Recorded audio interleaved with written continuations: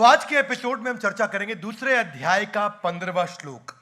इससे पहले हमने पिछले एपिसोड में चर्चा किया था दूसरे अध्याय का 14वां श्लोक, जिसमें भगवान ने क्या बताया था कि सुख दुख सर्दी गर्मी ये टेम्पररी है, ये आएगा चला जाएगा, आगाम अपाइनो आएगा चला जाएगा, इसको टॉलरेट करना सीखो हे अर्जुन, इसको टॉलरेट करना सीखो हे अर्जुन। पर कलयुग के लोग हैं, हाथ आगे लाइए, क्यों टॉलरेट करें? भगवान अगले श्लोक में बताएंगे टॉलरेट करोगे तो क्या मिलेगा। तो इसलिए आज दूसरे अध्याय के 15वें श्लोक में चर्चा करते हैं। हाथ आगे लाइए, मिलेगा क्या? जो भगवान बताएंगे पीछे, जो आपने 13, 14 में समझा है, 11th में समझा है। 11th में क्या समझा है कि दुख करने वाली बात तो ही दुखी होना, हर समय दुखी नहीं होना। उन्होंने क्या बताया? आएगा चला गता सूना गता सूंस, जो है जो नहीं है। फिर आगे बताया सुख दुख मान अपमान। अच्छी बहुत बढ़िया बातचीत चल रही है। यहां बताया ये करोगे तो मिलेगा क्या। दूसरे अध्याय का 15वां श्लोक मेरे पीछे बोलिए। यम ही न व्यथयन्ते ते पुरुषम पुरुषर्षभा सम दुख सुखम धीरम सो अमृतत्वाय कल्पते। अनुवाद व तात्पर्य इसी भक्ति वेदांत स्वामी श्रील प्रभुपाद जी के द्वारा श्रील प्रभुपाद की। हे पुरुष श्रेष्ठ अर्जुन, जो पुरुष सुख और दुख में विचलित नहीं होता, ये पिछले में बता दिया। सुख और दुख को क्या करो? इसको टॉलरेट करना सीखो हे अर्जुन। तो भगवान ने बताया जो नहीं होगा विचलित, जो इसको सीख जाएगा और दोनों में संभाव रख पाएगा, वो निश्चित रूप से स अमृतत्वाय कल्पते, यानी कि वो अमृत तत्व को प्राप्त कर जाता है। हाथ आगे लाइए, वो क्या है? अमृत तत्व मतलब मृत मतलब मर जाएगा, अमृत मतलब कभी नहीं मरेगा। इसके दो अर्थ होते हैं। एक अर्थ यह है कि वो भगवान धाम को मुक्ति प्राप्त कर जाएगा, और दूसरा अर्थ यह है कि इस संसार में भी वो अमृत हो जाएगा। हाथ आगे लाइए, वो कैसे? वो संसार से चले जाने के बाद भी लोग उसको उतना ही प्रेम से याद करेंगे जितना तब करते थे जब वो नहीं था, या जब वो था, और हो सकता है कई केसेस में उससे भी ज्यादा करें जब वो नहीं है। भगवान कह रहे हैं सुख दुख से जो विचलित नहीं होता वो मुक्ति का पात्र है, और liberation is the highest gift.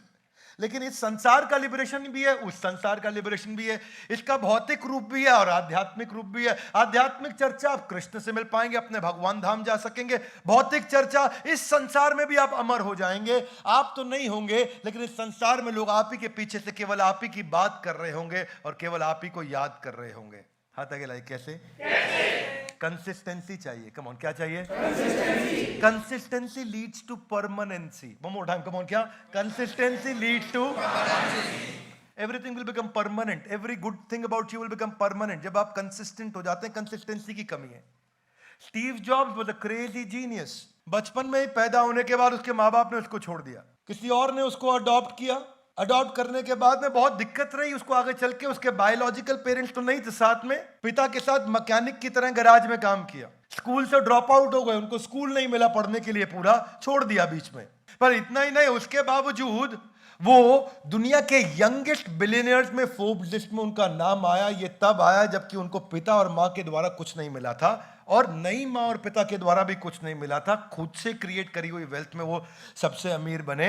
उन्होंने मैकिन्टोश ग्रुप बनाया, नेक्स्ट कंप्यूटर बनाया, जिसको बाद में एप्पल के साथ मर्ज किया, लेकिन उनको अपनी ही कंपनी से निकाल दिया गया था। अपनी ही कंपनी से निकाल दिया गया। उन्होंने आगे चल के आईपॉड, आईपैड और आईफोन, तीन रेवोल्यूशनरी प्रोडक्ट्स भी क्रिएट करे। और वो आगे चल के एक rare form of pancreatic cancer, दुनिया का इतना पैसा उनके पास, उसका ट्रीटमेंट नहीं ले पाए, फिर चले गए। वो बहुत अच्छा काम किया उन्होंने। काफी कठिन परिस्थितियों में कितना आध्यात्मिक जगहों पे भटकते रहे, ढूंढते रहे, आध्यात्मिक ज्ञान भी ढूंढते रहे। भारतवर्ष आए, नीम करौरी बाबा, हरे कृष्णा मंदिर जाया करते थे वो यूएस में प्रसाद खाने के लिए। आप लोग को मालूम होगा सबको, जिसके बारे में उन्होंने एक यूनिवर्सिटी में बताया भी था कॉन्वोकेशन सेरेमनी के अंदर। And I would walk the 7 miles across town every Sunday night to get one good meal a week at the Hare Krishna temple. बात यह है कि जब कंसिस्टेंसी होती है, आज स्टीव जॉब्स को शरीर छोड़े कितना साल हो गया मालूम? 11 साल हो गया। कितना साल हो गया? लेकिन आज भी लोग स्टीव जॉब्स का नाम ले लेकर के बातें करते हैं, उनके बारे में कोट्स देते हैं, क्योंकि इसको बोलते हैं स अमृतत्वाय कल्पते। वो अमृत तत्वों को प्राप्त कर गए। कम ऑन, क्या प्राप्त कर गए? वॉल्ट डिज्नी के बारे में सुना? Uncle vault. अंकल वॉल्ट जिंदगी में बहुत बड़े फेलियर रहे। हालांकि उन्होंने लेजेंडरी प्रोडक्ट बनाया, मिकी माउस और डोनाल्ड डक, लेकिन वो बनाने से पहले लाइफ में बहुत स्ट्रगल रहा उनकी। जिधर जॉब करने गए वहां से निकाल दिया गया। एक जगह उनका जो पहला एनिमेशन था फ्लिप फ्लॉप, वो फ्लॉप हो गया उनका, जिसमें उनको नौकरी से निकाल दिया गया। बाद में लेटर हेड डिजाइनर बने। लेटर हेड डिजाइन करते हैं ना, हमारे यहाँ सौम्या मैम करती है। वो कंपनी बंद हो गई, फिर चली गई नौकरी उनकी। उसके बाद उन्होंने अपनी कंपनी चालू करी डिज्नी। क्रिएटिव स्किल्स थे पर बिजनेस स्किल्स नहीं थे। कंपनी बैंकरप्ट हो गई। कंपनी बैंकरप्ट हो गई, खत्म हो गई। अब क्या करे? अपने एक रिश्तेदार से $500 उधार मांगे, अपने भाई को नौकरी पर रखा, दोबारा कंपनी चालू करी डिज्नी ब्रदर्स। इस बार डिज्नी ब्रदर्स जब उन्होंने चालू करी, डिज्नी ब्रदर्स लेके आगे बढ़े तो जो उनका डिस्ट्रीब्यूटर था न्यूयॉर्क में, उसी ने उनके सारे एनिमेटर हायर कर लिए। सारे एनिमेटर छोड़ के चले गए, फिर बर्बाद हो गए। जब सब छोड़ के चले गए, तब पहली बार उन्होंने लेजेंडरी कैरेक्टर मिकी माउस तैयार किया और आगे चल के उनको दुनिया का सबसे बड़ा academy award for the most visionary artist in the world का अवार्ड मिला। And then this is what Walt Disney आज जो दुनिया को मालूम है। आज तो वो संसार में नहीं है, परंतु सो अमृतत्वाय कल्पते। ऐसा व्यक्ति अमृत तत्व को प्राप्त कर जाता। हाथ आगे लाइए। Consistency, permanency. कंसिस्टेंसी का कितना बड़ा रोल है, इतना बड़ा रोल है कंसिस्टेंसी का, समझ में नहीं आता। पहला विश्व युद्ध जब हुआ था तो अमेरिका ने हिरोशिमा नागासाकी पे बॉम्ब छोड़े थे। 2 दफा न्यूक्लियर वॉर में सीधा प्लांट के ऊपर बम गिरा और उनका 2 दफा प्लांट पूरा खत्म हो गया। होंडा मोटर्स का, उसकी कंपनी के फाउंडर थे, उनका नाम था सोइचिरो होंडा। फैक्ट्री खत्म होंडा की पहली बार, दूसरी बार फिर खत्म। बहुत मेहनत करके तीसरी बार जब फैक्ट्री चालू करी तो कुछ दिन के बाद जापान में उन दिनों अर्थक्वेक बहुत आया करता था। ऐसा भयानक अर्थक्वेक आया, तीसरी बार फैक्ट्री फिर पूरी तरह तहस नहस और बर्बाद हो गई। किसी ने जाके पूछा सोइचिरो होंडा से, अब क्या करोगे? बोले फैक्ट्री बर्बाद हुई है, मेरा कॉन्फिडेंस बर्बाद नहीं हुआ है।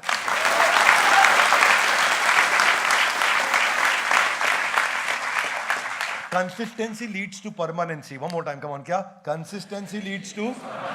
हाथ आगे लाइए पिछले श्लोक से, हाथ आगे लाइए। आगाम अपाइनो, सुख दुख आएगा, इसको टॉलरेट करना सीखो हे अर्जुन। अर्जुन टॉलरेट करना सीख गया तो अब क्या है? अमृत तत्वाय कल्पते। संसार में भी अमृत तत्व मिल रहा है। मैं तो खुल के बोलता हूं। कई लोग बोलते हैं भगवत गीता में भगवान का ज्ञान है, तुम क्या सिखा रहे हो संसार का ज्ञान? अरे ये यूनिवर्सल किताब है, ये चिंतामणि है, ये कल्प वृक्ष है। इससे जो सीखना चाहो सीख लोगे। जिसने गीता अप्लाई करी, संसार में भी जीवन अच्छा और संसार के बाद भी जीवन अच्छा। आप दोनों लोकों में सफल हो जाएंगे। प्रॉब्लम क्या है कि आज के लोग केवल ये बता रहे हैं कि ये आध्यात्मिक धार्मिक किताब है इसलिए सब लोग पढ़ते नहीं। अरे भाई, इस संसार को, इस जिंदगी को भी अच्छी करने के लिए यही किताब चाहिए और अगली जिंदगी को भी अच्छा करने के लिए यही किताब चाहिए। ये संपूर्ण है, इसीलिए यह भगवत गीता है, क्योंकि यह भगवान का दिया हुआ गीत है। यह पहला गीत जो गाया था भगवान ने। फेलियर का सबसे बड़ा उदाहरण दुनिया का कौन है? Thomas Alva Edison. कौन है? किसी को नहीं मालूम बल्ब नाम की कोई चीज हो सकती है, क्योंकि उसका कोई रेफरेंस पॉइंट नहीं था। क्या मेरी बात समझ आ रही है? सबको लगता था ये संसार मोमबत्ती से चलेगा। तब तक बल्ब नाम की कोई चीज सोची नहीं गई थी। पहली बार उसने सोची, 1 बार, 2 बार, 10 बार, 100 बार, 500 बार, 800 बार, 900 बार, 999 फेलियर के बाद बल्ब बनाया। Loudly yes no? नो, 999 नहीं, 1999, 2999, 4999, 9999 फेलियर्स के बाद थॉमस एल्वा एडिसन ने वो बल्ब आज जिसके नीचे बैठे हैं उसने आविष्कार किया। उसको पत्रकार ने पूछा, आपके अंदर इतना फेलियर की क्षमता आई कहां से? आपके अंदर इतना बार फेल होने की क्षमता कैसे आई भाई? बोले मैं तो कभी फेल ही नहीं हुआ। बोले वो 9999, वो मैं 9999 तरीके सीख गया था जिनसे बल्ब बनता नहीं है।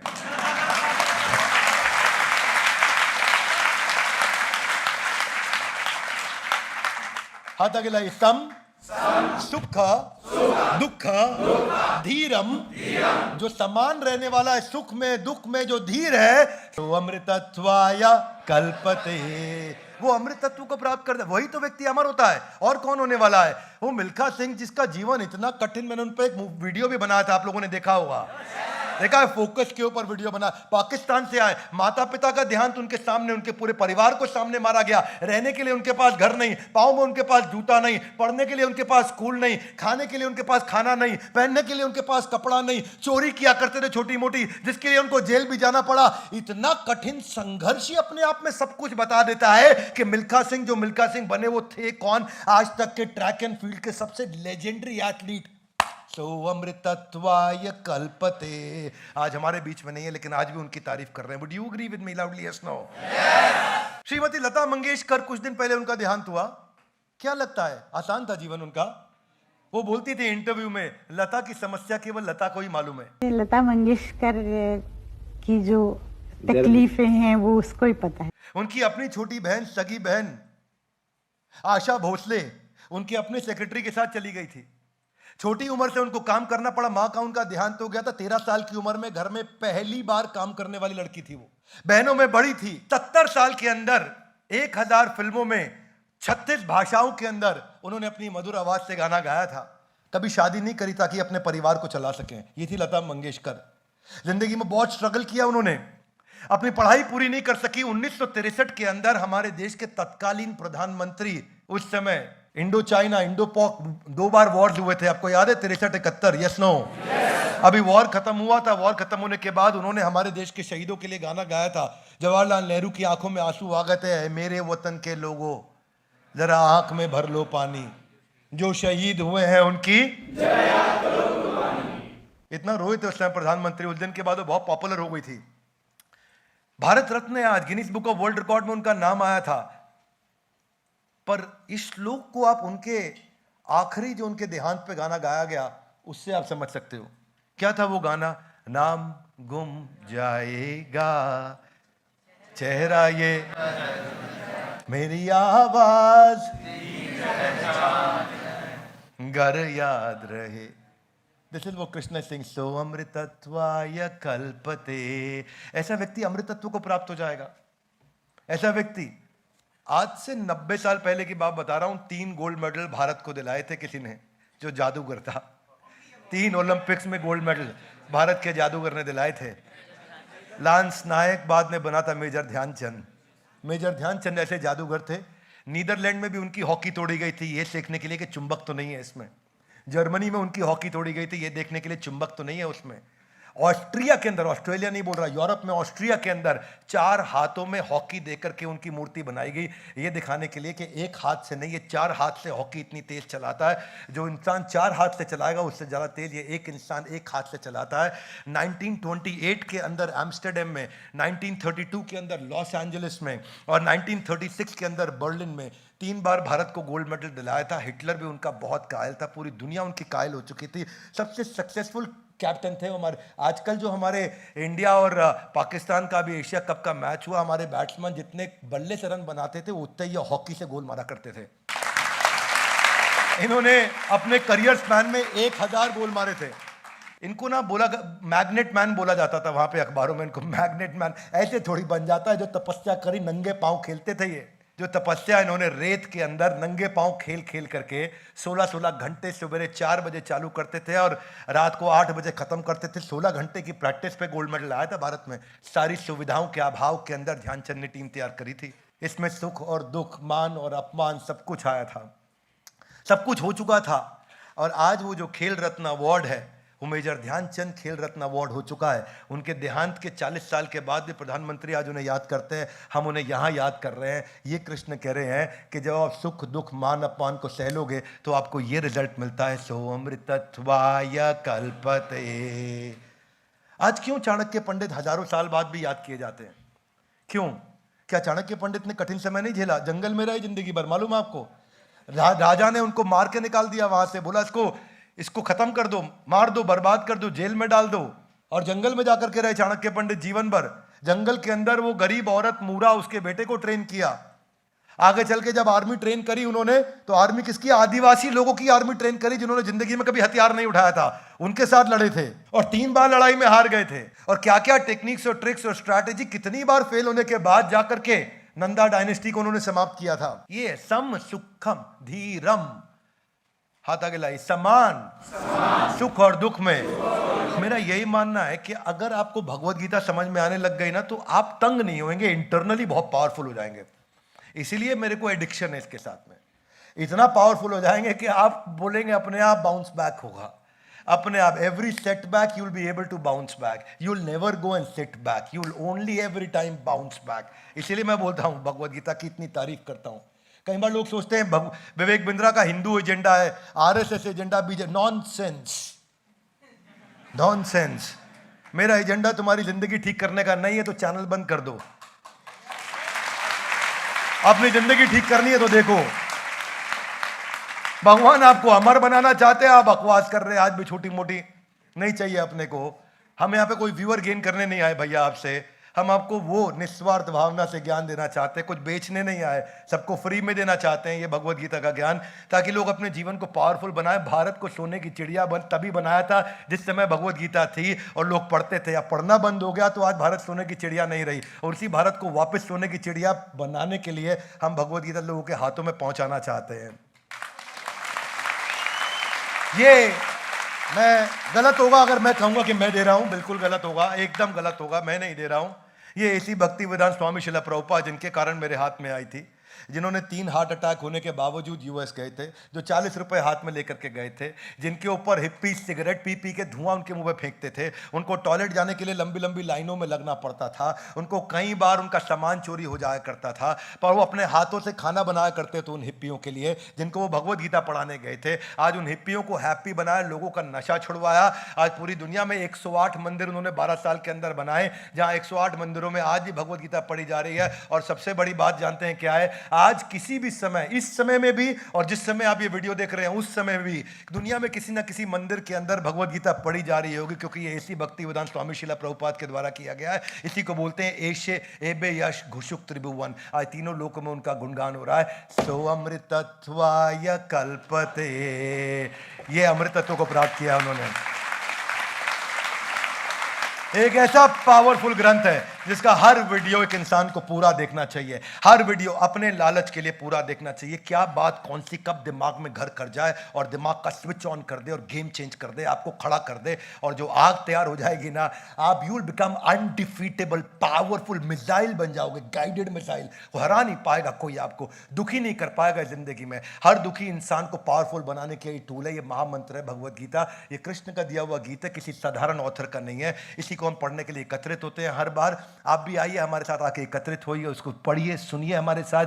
ग्रंथराज श्रीमद् भगवत गीता की। हमारे साथ जुड़े रहने के लिए, इस सीरीज के सारे एपिसोड आके देखने के लिए आप सबका हृदय की गहराई से प्रेम पूर्वक बहुत बहुत थैंक यू वेरी मच।